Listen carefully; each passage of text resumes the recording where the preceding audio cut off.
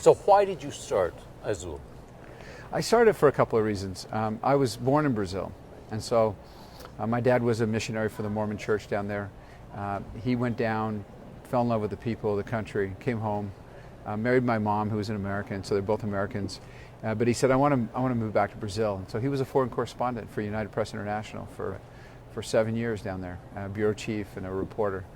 And so I was born during that time. So I have dual citizenship. And then I had the good fortune of going back there as a missionary myself. I was in a different part of the country. I kind of worked amongst the poor and felt like that they needed something. I always just wanted to make a difference in Brazil. I love the people there. So when I kind of got put on the shelf at JetBlue a little bit, and they put me up at chairman and said, be more strategic. I wasn't, I'm an operator. I want to be in kind of with the people and with the customers.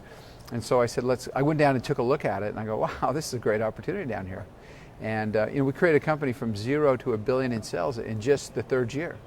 And this year we're going to do $2 billion in sales in our fourth year. So it's tremendous. We're in 100 cities, 800 flights a day. Brazil's been good to us, but we've been really good for Brazil as well. Well, you're growing faster than JetBlue was growing, which is quite an amazing thing.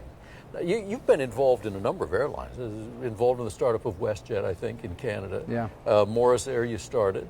Right. And of course JetBlue. Morris Air sold to Southwest. And sold to Southwest, yeah. Exactly. And then JetBlue, and now Azul. What's different about running an airline in Brazil? Well, I think that, the certification process was the same. That's not a problem. They use all the FAA rules. I think just a little bit pace of business is just a little slower, and a little bit of the lack of, we've never done this before. Right. And so, when you go into an airport and they say you have to ask 10 people for permission to add a flight, and they say, oh, we don't have room at the airport. And we say, what do you mean you don't have room? Just repaint the tarmac and you got another spot right there, by really safe standards, the international standards. And they're like, so it's just getting things kind of moving at the high octane level. There are less people traveling in Brazil per capita than traveled in 1960 in the United States. So it is a virgin territory. It is absolutely an ability. We can grow this market tremendously.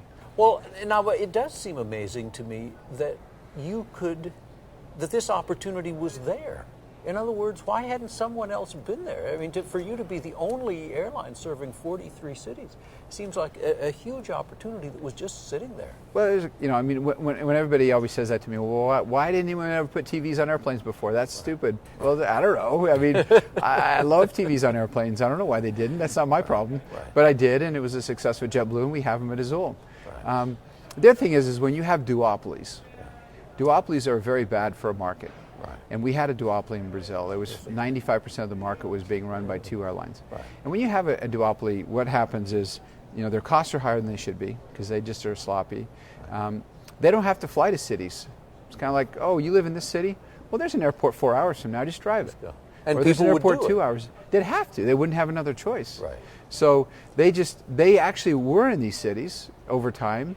In fact, there's service to 110 cities in Brazil. There's been service to 200 cities at some point in time, but they didn't have to do it. My competitor's not doing it. I'm not going to do it, and so I'd have to go get another aircraft type that's smaller. I don't want to do it, and so let the people drive. It's okay. Let them drive, but that's no way to stimulate traffic. Especially then, the fares were twice as expensive on top of that.